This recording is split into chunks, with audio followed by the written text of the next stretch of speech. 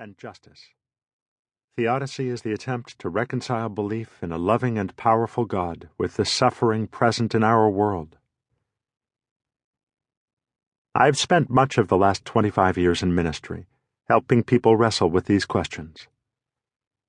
I've done this by inviting them to question the assumptions they held about God and God's work in the world, and by helping them to see how the biblical authors and leading characters of the Bible wrestled with and ultimately answered these questions.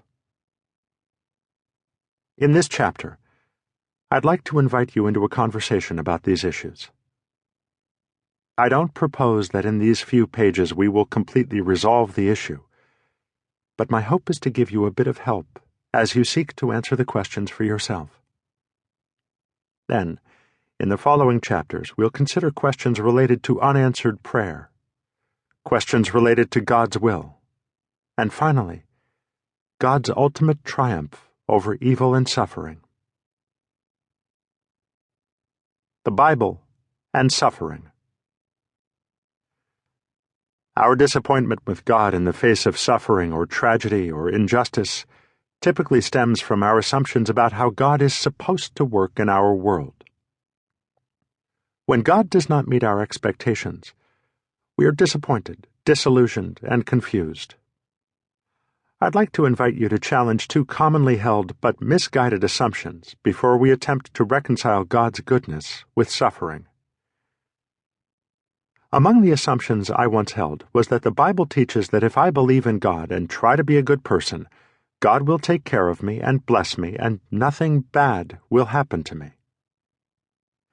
Because this is what I thought the Bible taught, every time something bad happened in my life, my parents divorced, our house burned down, 2 of my best friends were killed in an accident, I was left wondering if I was being punished by God because I had been bad, or if I simply did not have enough faith in God, or if, perhaps, there really was no God after all.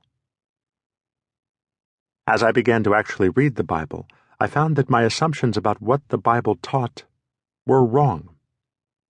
The sweeping message of the Bible is not a promise that those who believe and do good will not suffer. Instead, the Bible is largely a book about people who refused to let go of their faith in the face of suffering. Consider a few of the major stories of suffering in the Old Testament.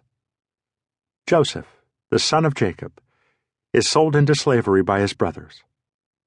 The Israelites spend 400 years oppressed by the Egyptians. Moses does God's work and yet is so miserable at times he prays for God to kill him. Saul spends years attempting to kill the young David, during which time David writes many of the Bible's complaint psalms.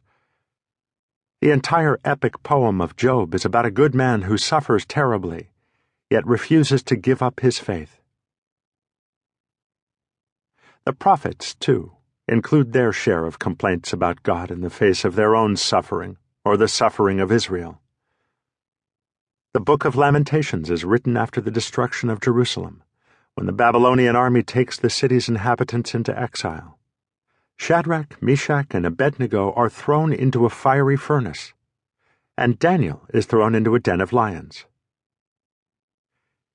Yet through all of this, the Old Testament is the story of people who, in the face of their suffering, can claim with the writer of the 73rd Psalm, "My flesh and my heart may fail, but God is the strength of my heart and my portion forever.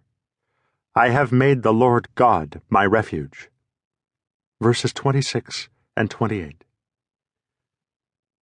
At the center of the New Testament is the story of a man who is beaten and abused and finally nailed to a cross. His first disciples are nearly all put to death for their faith. Far from promising a life of bliss to those who believe, he promises that they will face persecution, hardship, and trouble, often because of their faith. And the most prolific writer of the New Testament, the Apostle Paul, is arrested, beaten, and abused on numerous occasions, and is ultimately put to death by the Romans.